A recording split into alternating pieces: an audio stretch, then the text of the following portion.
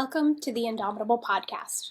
I'm your host, Ciruolo, and today we have a very special Season 1 finale episode. I began the Indomitable podcast for the release of my latest book, Indomitable, a foster care story. This is it right here. I love the cover. Don't you love the cover? It took me 9 months to actually write the book. And if I'm being honest, I'd been sort of cataloging the memories and scorekeeping in my mind at night for much, much longer. I finally wrote the book because I was so exhausted by carrying these stories in my body. And if you are in that place, in that position, I definitely recommend you just start writing the stories down, even if it's not for anybody else, even if it's just for you. Just start writing. I wrote Indomitable for myself. I wrote it as if I were telling the story to a friend, someone I can trust. But what really made me write the story, what moved me out of my discomfort at sharing the story, because, we as humans like to be comfortable, especially if we have gone through a traumatic background. We don't tend to push ourselves out of our comfort zones as often as maybe we should. What really forced me to write the story was the fact that I became a parent. So when I met my son and then later my daughter is like a carbon copy, a tiny version of me.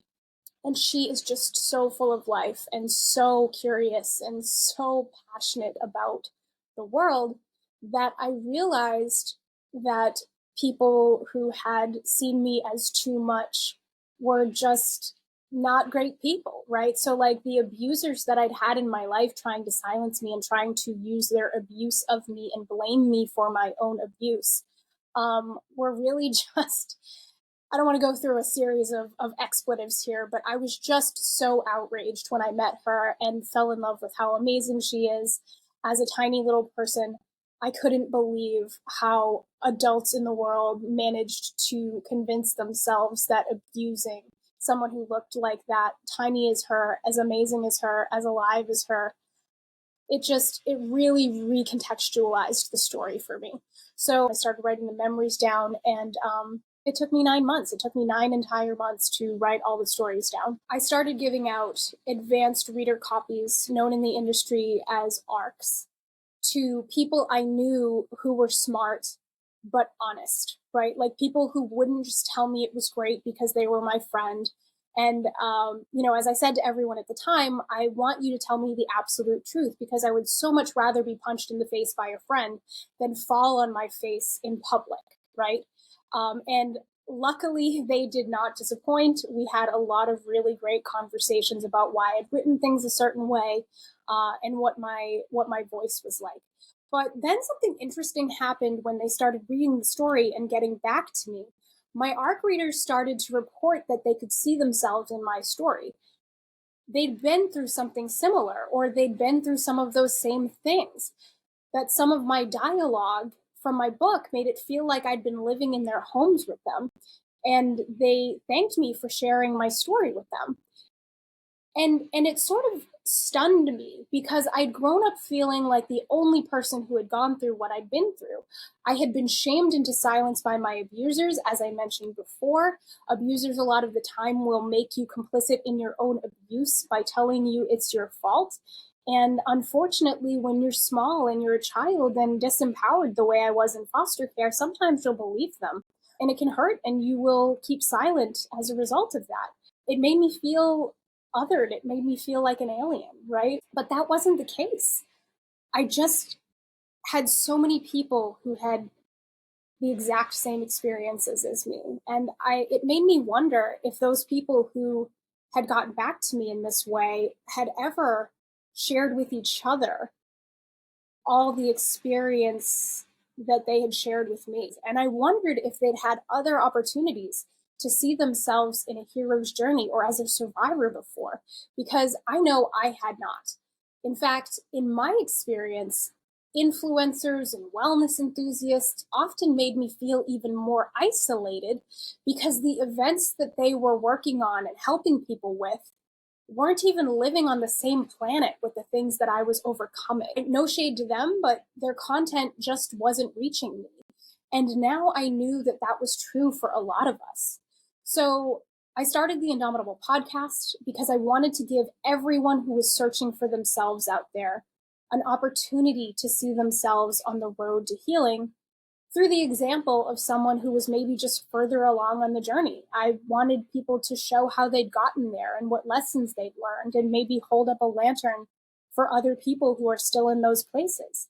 One of the most interesting things that I learned from each guest, and one of these things that each guest had in common, was that they all have become the adult they needed in their hardest moment, just like I have.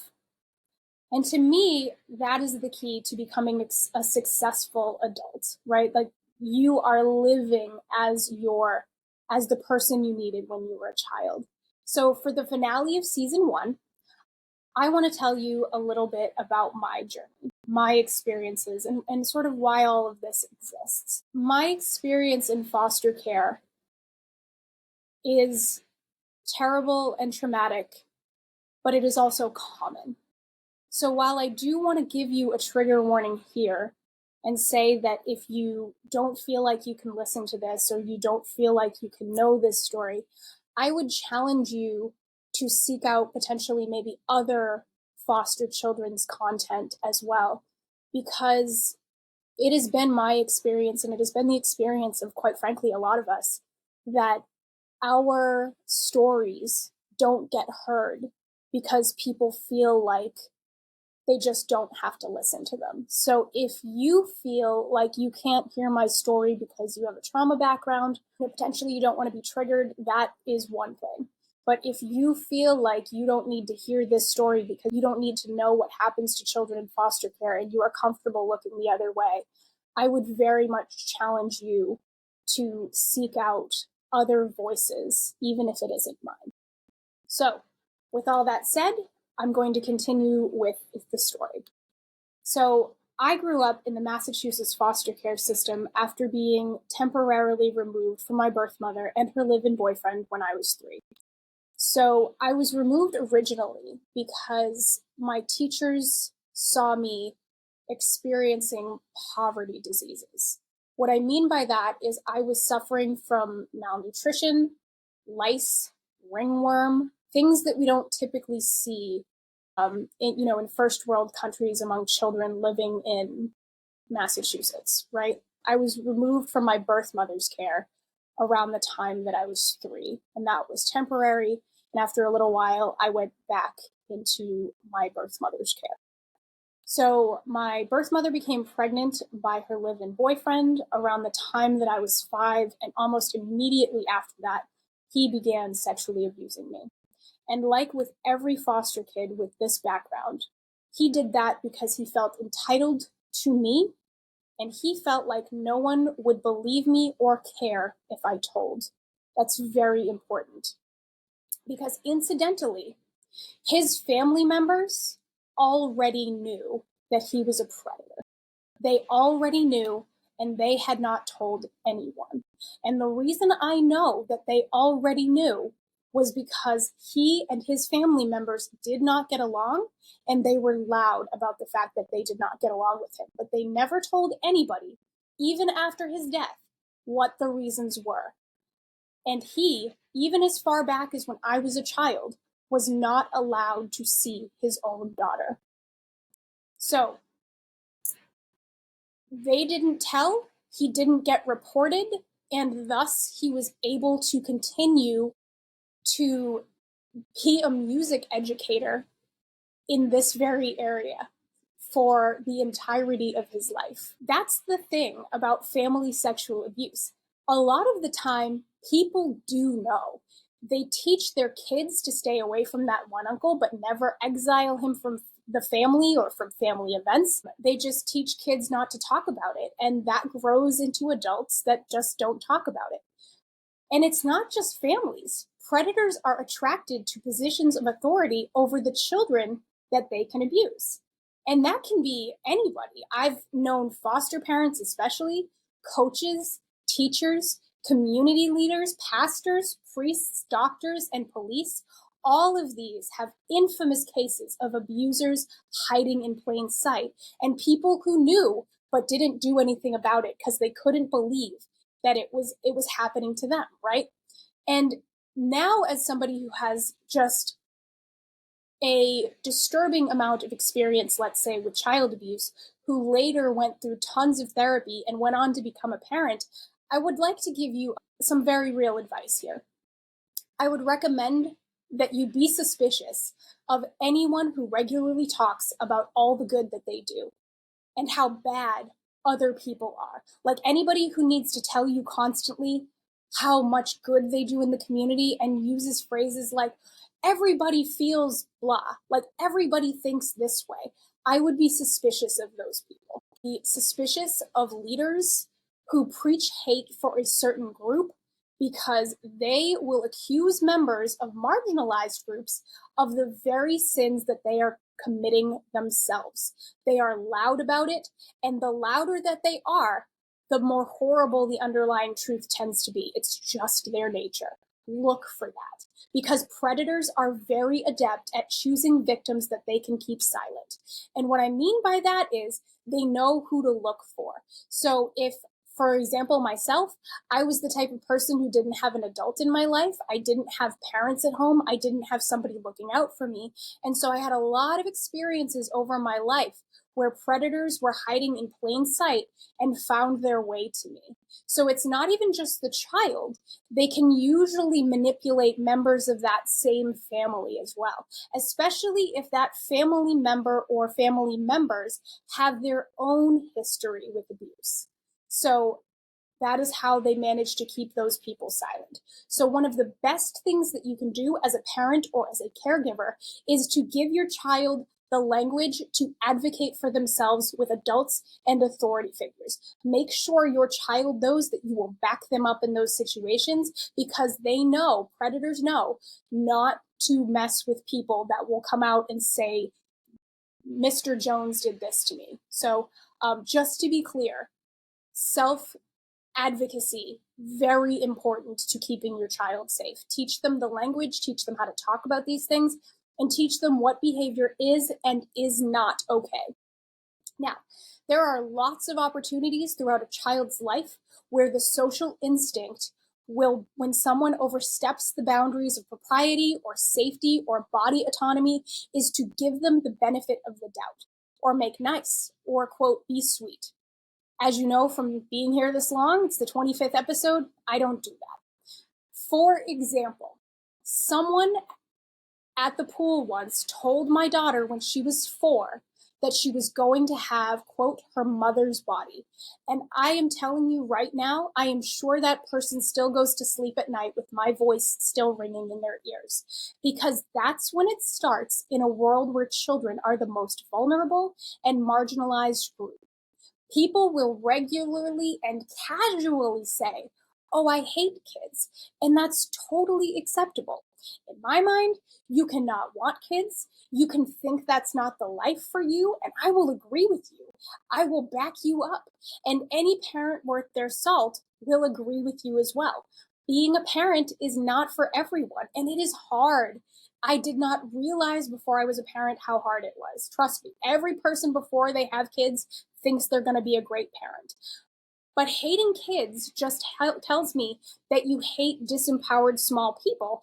And more than likely, that's because you are not healing from your own childhood traumas. You are rejecting that trauma and keeping it away and not doing anybody any good by doing it that way, right? You need to heal. You don't hate kids. You hate being small. So I was removed from my birth mother's care after she had given birth to her, to my abuser's child. So we were thrown out of her live-in boyfriend's apartment because he said that she was cheating on him. And he called the police to help us leave. And while we were leaving, I was loudly telling the police that I had not told on him. And yet, no one thought that anything was wrong with the scenario. So I often sort of eyebrow raise when people are like, oh, why didn't you tell anybody? I did tell people. All of us tend to tell people. It's really just a matter of whether or not they think you are worthy of protecting. Does that make sense? So after we had been thrown out of her then boyfriend's home, we moved in immediately with the guy she had been cheating with. So he was not living on his own either. He was living with his sister in her 3-bedroom apartment. So we all moved in with him. And from there, he once he slapped my birth mother, and she decided that meant that she needed to leave him. So she decided she was going to leave him in the middle of the night. She packed all of us up in trash bags, and we were trying to make our escape while he was asleep. And so he woke up wise to us leaving, and he basically chased us down while we were locked in the car, banging on the windows, screaming about how he was going to kill us. It was a very, very horrible situation, but we got away. I mean, we got away, but just barely. And after that situation, Child Protective Services, which I'm just going to call CPS, which is different from state to state, CPS removed the 3 of us, myself, my younger nonverbal brother, and my baby brother from my birth mother's care. Now, my baby brother went to a nice family in a nice area of town. My nonverbal brother and myself landed in long-term foster care with a foster family that lived in a trailer park, and it was filled to the brim with other foster kids who were dealing with various mental issues, myself included. So I am ADHD, and my nonverbal brother was also neurodivergent. The trailer was actually where I started learning how different I was from other people and other kids. I'm not going to go into too much detail about that. I go into greater detail in my book. So when I was 7, and after several reports to Child Protective Services of heinous abuse, the trailer closed down and all the kids were removed.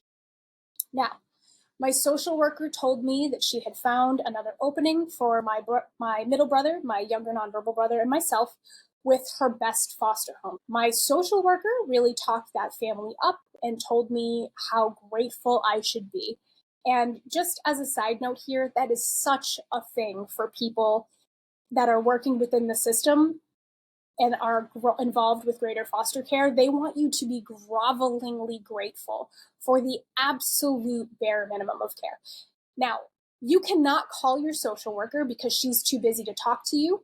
You cannot tell anyone if your teachers are mistreating you. You aren't allowed to call your family, even ones that didn't abuse you, ones that love you. You have no stable adult in your life looking out for you at all. And if you are very, very lucky, you get to stay with at least one sibling who needs you to survive while you navigate this world of abuse and trauma. But staying with my sibling kept me from reporting abuse too. I took a lot of abuse. I hid it to keep us together, and my abusers knew that I would, because predators are practiced at manipulating hurt children and evading detection, even within systems that were designed to keep children safe. So when I finally got to the Smiths family foster home, I had already experienced abuse in all of the homes up to that moment, including with my own family. It was my, not normal, but it was my experience, right? So I knew that other kids weren't going through this. I knew that from TV, but it was my normal, effectively. Despite what my social worker had promised me, this family was not better than the family at the trailer. They just lived in a nicer part of town. So I'm going to leave that part of the story right there. I go into much greater detail in my book, which is right here, Indomitable, a foster care story. It is available wherever you get your books. And if you are in a store like a Target or a Walmart or a Barnes and Noble and you don't see it, do your girl a favor and ask for it, because a lot of times they keep copies in the warehouse, but they don't put them out unless consumers are asking for them. So please do ask if that is something that you are able to do for me. So because of my background, I was diagnosed with ADHD much earlier than a lot of our neurodivergent community, especially girls and women. The reason for that is because there is a sliding scale associated with how much foster parents get paid or quote unquote reimbursed by the states. So they do it by level. So they do level 1 through all the way to level 5. Level 1s are like your babies and, small children that haven't been in the system for very long. Level 5s are much more likely to have sexual abuse in their background and have at least one neurological issue, let's say, just like I did. So because I'm an ADHDer who had suffered sexual abuse, and my brother was born with drug and alcohol fetal syndrome and was nonverbal at the time, foster families got more money for us. Incidentally, a lot more money. So because of that, I spent most of the time that I was in school dealing with people's wrong-headed ideas about ADHD, what it meant, and who could be ADHD. Teachers thought that I was lazy, not living up to my potential, and thought that I had been misdiagnosed by a system that wanted to see all children medicated. Incidentally, and hilariously, I have had much the same argument about teachers, that teachers these days want all children to be medicated. Anyway, that is not true, just as the other fact was not true. I explained my ADHD, I explained what I was dealing with, and they told me that girls couldn't have ADHD and that I could sit still just fine. They said the system had been wrong and just wanted to diagnose everybody. So I was all alone in the world. I didn't know how to be normal. I didn't know how to learn to be normal. I didn't know how to make friends, and I was surrounded by upper middle class kids whose parents loudly loathed my existence and my presence at their schools. And my foster mother, who was a narcissist, was making it worse by telling as many new people as she could about all the bad things I had lived through without my consent, because as a narcissist, she had ever-growing needs around supply of attention and adoration. She needed as much supply as possible. So that was my life every day. I felt like an alien, I felt like I was othered, and I felt like everybody knew. And it was a small town, so it was hard. I finally started to make friends in high school. All of my friends were outsiders, queer, neurodivergent, or both. And this is where I realized that other people were hurting too, in similar ways that I had been hurting. So I refused to leave them alone with their bullies. I walked kids to class. I learned how to talk smack like a real gay person. We call those gay reads, and they're devastating. And I built community around outsiders. So after living with the Smiths, which is what I call them in my book as well, for over a decade and taking all of the abuse so I didn't end up in a worse placement than the one I was in, I aged out of foster care. At first, Mrs. Smith had told everyone she knew and anyone who would listen that she had adopted my brother and I, but in fact, she had not, because she wanted to continue to be paid by those state dollars. So when I aged out of foster care and she wasn't getting paid anymore, she realized I had outlived my usefulness and kicked me out. Now, because she is a narcissist, and I say that because this is how it works with narcissists. So when a narcissist casts you out of their life, they go on basically a campaign against you, where they will tell anyone that knows you just absolute garbage stories so that they feel comfortable that that person won't try to reach out to you or hear your side of the story or any of those things. She went on this entire campaign. And what she told people at the time was that I had run away from the family after I had falsely accused the foster dad, Mr. Smith, of sexually abusing his youngest daughter. That never happened. I never said that. That didn't happen anyway. And I never called Child Protective Services. That didn't happen. Mrs. Smith made up that entire thing so that her very large family wouldn't come looking for me. She made it up. She told everybody the story. And I guess all of them believed her because nobody ever tried to help. right? Like nobody ever went looking for me.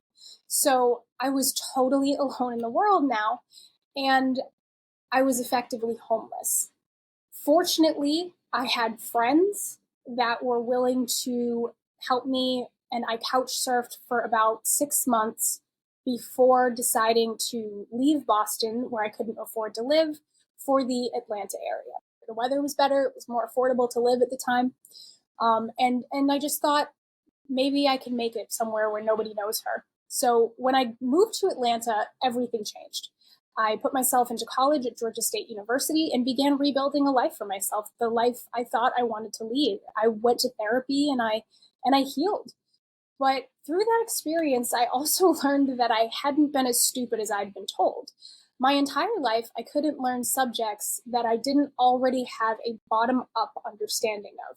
So that would be subjects that like I couldn't teach myself through research. So maths and some sciences. But some of those subjects were actually required to graduate from Georgia State University. So my professor hooked me up with a campus tutor. And suddenly, when I couldn't even learn algebra, I was learning calculus and getting straight A's in that class. All I had needed was someone to teach it to me one on one. And it was such a life changer. I realized that I had been wrong about my limitations and that people had used those limiting beliefs to harm me.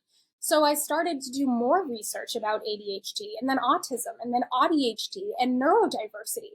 And I started noticing that my brain was seeing patterns of behavior in undiagnosed neurodivergent students that I was in class with. And so I started building community around all of us so that we could be successful in our harder subjects. My community building skills were really happening more and more from the time of high school all the way through college. When I graduated from Georgia State University, I became part of the cohort of the 3% of foster kids who have been able to do so. So just to be clear on that statistic, only 3% of foster kids will graduate from college. Only 50% of foster kids will graduate from high school. There is a well-documented foster care to prison pipeline, and yet in all the time that I have been alive, I'm 40, all the time that I have been alive, we have not seen or made the type of progress that any of us would like to see if we were who we said we were and we actually cared about the kids that were being put into foster care, put into state care on behalf of us adults, right? Like if adults are quote unquote the state, then they are doing these things to these kids callously and in our name. And nothing has changed in all the time that I have been here. The problem was when I graduated college that I didn't have access to the same networks that my peers had access to. They had access to their parents' networks, they had access to their parents' country clubs and every other type of benefit. But I was just using, my I was using my stick-to-itiveness, right? I was going and sending my resume out to everybody. I was knocking on doors. I was trying to go to networking meetings as the youngest person in the room. I finally said to like the universe effectively, like, hey, I will start looking at jobs in Boston. If you will give me an opportunity, I will take it. And the universe did not disappoint. So my first job out of college was working at Dana-Farber Cancer Institute, which, if you don't know, is a very prestigious institution. I was working in a cancer drug discovery lab at Harvard Medical School, and it was absolutely one of the coolest experiences of my life. However, my expertise made me very successful at my job there because genius lab kids who were solving human scale problems but couldn't remember to feed themselves or build friendships became my first friends. The ADHDers were, of course, the easiest to spot with their huge headphones and bouncing around the room. The team's autistics had their own computer lab that had to have a certain lighting and a certain temperature and a high-end coffee maker that kept them working in this small space day and night. When I finally left Dana-Farber for a better paying job at a for-profit company, I stayed within the Boston biotech community and tech community and just got more adept at discussing people issues like DEI and especially neurodiversity, because the neurodivergent community is often overrepresented in these tech and biotech spaces, as we all know, or as we would assume. So when I became a parent, though, a little while later, the landscape for me changed. Suddenly, everything I'd read about children and parenting was completely useless for me. My son couldn't sleep unless he was touching me. He cried constantly, and he especially cried and hated loud, deep voices. It took me probably a few years to be sure, but I was very familiar with these patterns, right? I had a neurodivergent child.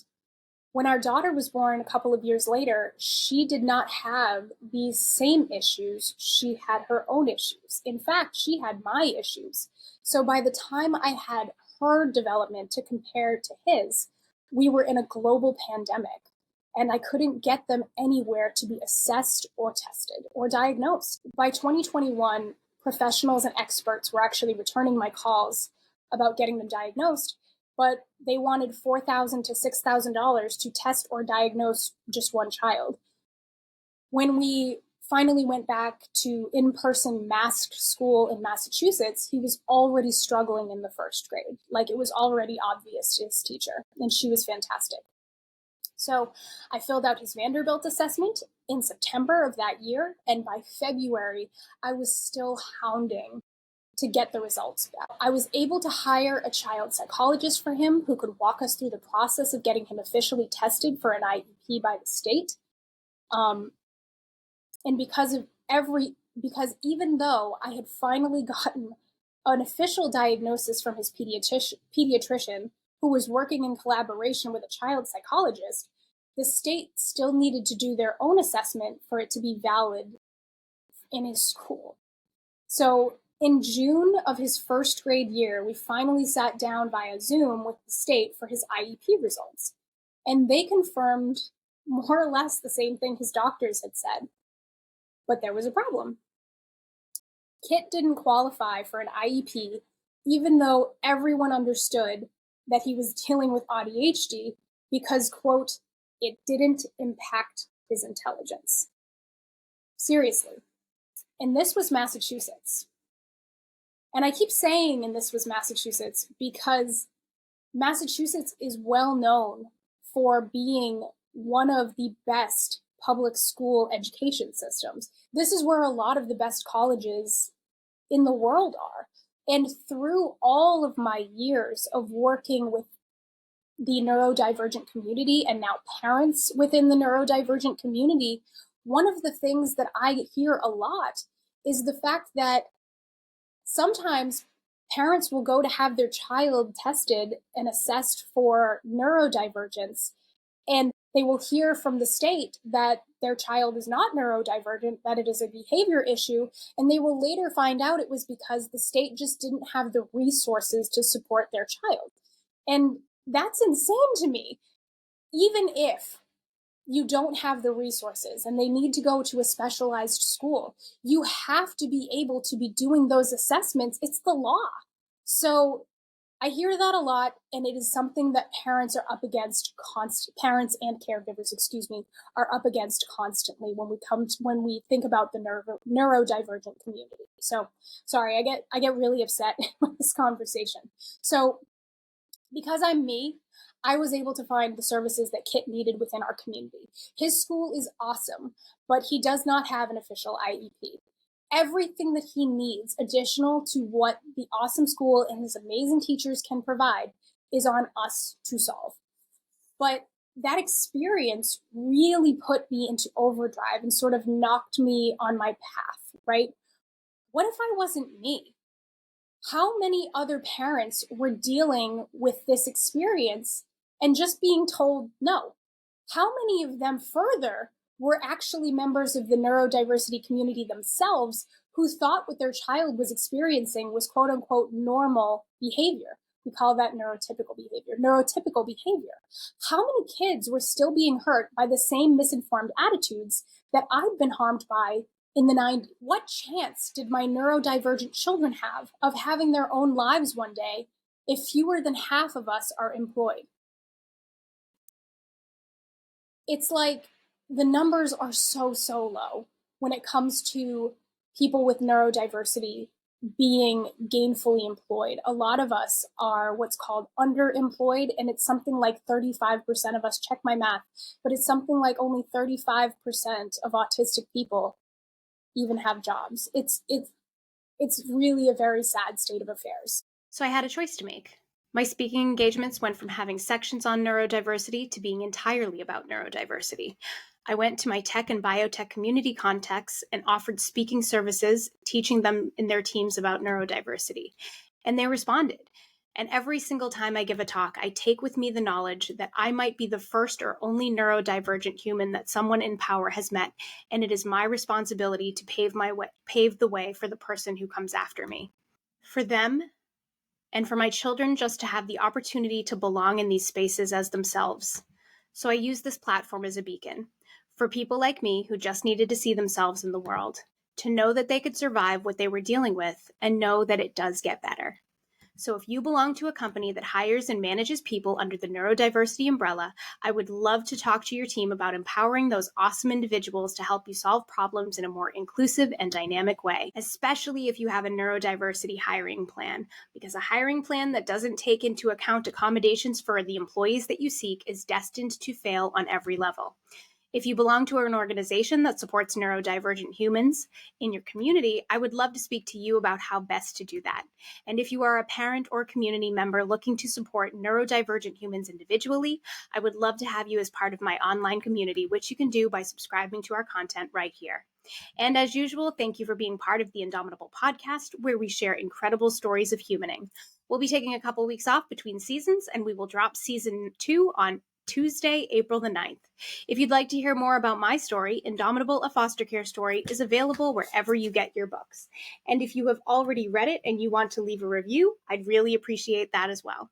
Thank you for joining me for this very special episode, and remember, together we are truly indomitable.